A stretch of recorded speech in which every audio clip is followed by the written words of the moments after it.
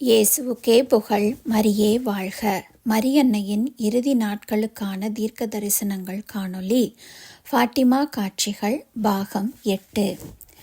1929 June 13 அன்று Lucia toss Sanders கண்ட காட்சி.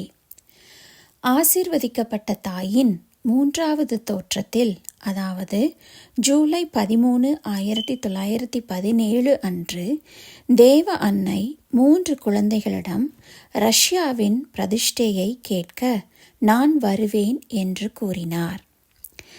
1929 ஜூன் 13 அன்று டியூயி நகரத்தில் உள்ள டோரத்தியஸ் தேவாலயத்தில் அருட்சகோதரி லூசியாவுக்கு தேவ அன்னை தோன்றிய போது அன்னை மேற்கூறிய கோரிக்கையை மீண்டும் வலியுறுத்தினார்.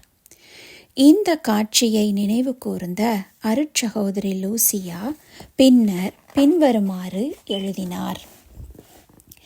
ஒவ்வொரு வியாழன் மற்றும் வெள்ளிக்கிழமைகளில் இரவு 11 மணி முதல் 12 மணி வரை புனித நேரமாக செலவிட எனது மேலதிகாரிகள் மற்றும் ஒப்புதலாளரிடம் அனுமதி பெற்றேன்.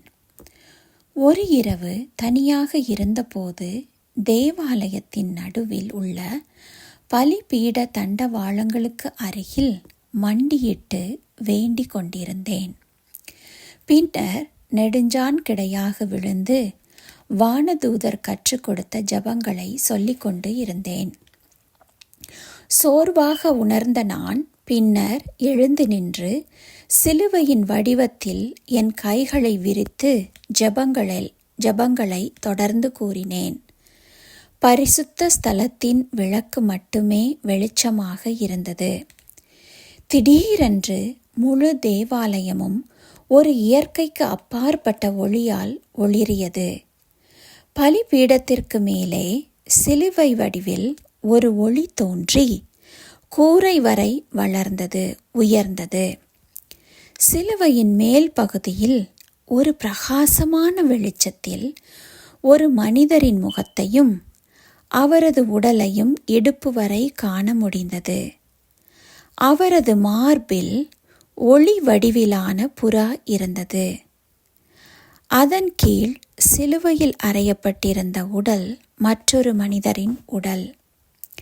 அவரது இடுப்புக்கு சற்று கீழே ஒரு பாத்திரமும் மற்றும் ஒரு பெரிய திவ்ய நற்கருணையும் காற்றில் மிதப்பது போன்று காணப்பட்டது. சிலுவையில் அறையப்பட்ட இயேசுவின் முகத்திலிருந்தும் அவரது விலா பக்கத்தில் இருந்த காயத்திலிருந்தும் இரத்தத்தின் துளிகள் வழிந்தது. இந்த இரத்த துளிகள் திவ்ய நற்கருணையின் மேல் விழுந்து அதன் பின் கிண்ணத்தில் விழுந்தன. சிலுவையின் வலது கைக்கு கீழ் நமது தேவ அன்னை இருந்தார். அவர்களின் கையில் அவர்களுடைய மாசற்ற இருதயம் இருந்தது. இடது கையில் வாள் அல்லது ரோஜாக்கள் இல்லாத, ஆனால் முட்கள் மற்றும் தீப்பிழம்புகளின் கிரீடத்தால் சூழப்பட்ட மாசற்ற இதயத்துடன் இருந்தார் நமது பாத்திமா அன்னை. சிலுவையின் இடது கையின் கீழ் பலிபீடத்தின் மீது கீழே ஓடும் படிகம் போன்ற தெளிவான நீர் போல அருள் மற்றும் கருணை என்ற வார்த்தைகள் பெரிய எழுத்துக்களில் இருந்தது. இது எனக்கு காட்டப்பட்ட மிகவும் புனிதமான தம திருத்துவத்தின் மர்மம் என்பதை நான் புரிந்து கொண்டேன். மேலும் இந்த மர்மத்தை பற்றிய விளக்கங்களை பெற்றேன். ஆனால் அதை வெளிப்படுத்த எனக்கு அனுமதி இல்லை. அப்போது நமது தேவ அன்னை என்னிடம், உலகின் அனைத்து ஆயர்களுடனும் இணைந்து ரஷ்யாவை எனது மாசற்ற இருதயத்திற்கு பிரதிஷ்டை செய்யுமாறு கடவுள் திருத்தந்தையிடம் கேட்கும் தருணம் வந்துவிட்டது. அதை தனது வழிமுறைகளால் காப்பாற்றுவதாக தேவ அன்னை உறுதியளித்தார். ஏற்கனவே முன்பு கூறிய காணொளியில் ரஷ்யாவை குறிப்பிட்டு சொல்ல காரணம் கம்யூனிசத்தை பற்றி. எனக்கு எதிராக செய்த பாவங்களுக்காக பல ஆன்மாக்களை கடவுளின் நீதி தண்டிக்கும். அவர்களை காப்பாற்ற நான் பரிகாரம் கேட்க வந்துள்ளேன். இந்த காரணத்திற்காக நீங்கள் பரிகாரங்கள், அதாவது தியாகம் செய்து பிரார்த்தனை செய்யுங்கள் என்று தேவ அன்னை அருட்சகோதரி லூசியாவிடம் கூறினார்.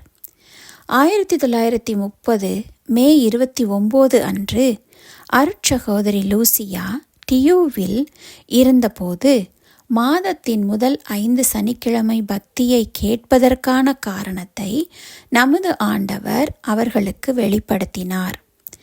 5 மாதம் முதற் சனிக்கிழமை பக்தி முயற்சிக்கான காரணம் எளிது. ஏனென்றால் தேவ அன்னையின் மாசற்ற இருதயத்திற்கு எதிராக 5 வகையான குற்றங்கள் மற்றும் தேவ நிந்தனைகள் உள்ளன. குற்றம் மற்றும் தேவ நிந்தனைக்கு ஒரு குற்றம் மற்றும் தேவ நிந்தனைக்கு 1 மாதம் என 5 மாதம் தொடர்ந்து முதற் சனிக்கிழமைகளில் இந்த 5 தேவ நிந்தனைகளுக்கு பரிகாரமாக போன காணொளியில் தேவ அன்னை கூறியதை நாம் செய்ய வேண்டும் என்று அவர்கள் எதிர்பார்க்கிறார்கள். தேவ அன்னைக்கு எதிரான 5 தேவ நிந்தனைகள் என்னென்ன என்று பார்ப்போம். அதுவே முதற் சனி பரிகார கருத்துக்களும் ஆகும். 1. ஜென்ம பாவமில்லாமல் உற்பவித்த மரியாயின் அமலோற்பவத்திற்கு எதிராக செய்யப்படும் நிந்தைகளுக்கு பரிகாரமாக, அதாவது அவர்களுடைய மாசற்ற கற்பத்திற்கு எதிரான அவதூறுகள். 2. 2வது மாதத்திற்கான கருத்து தேவதாயின் தெய்வீக தாய்மைக்கு எதிராக செய்யப்படும் நிந்தைகளுக்கு பரிகாரமாக, அதாவது அவர்களின் நித்திய கன்னித்தன்மைக்கு எதிரான அவதூறுகள். 3வது மாத கருத்துக்கள் கன்னி மாமரி முப்பொழுதும் கன்னிகை என்னும் சிறப்புக்கு எதிராக செய்யப்படும் நிந்தைகளுக்கு பரிகாரமாக, அதாவது தேவ அன்னையின் மகப்பேருக்கு எதிரான அவதூறுகள். அதே நேரத்தில் தேவ அன்னையை மனுக்குலத்தின், அதாவது மனிதர்களின் தாயாக ஏற்றுக்கொள்ள மறுப்பது.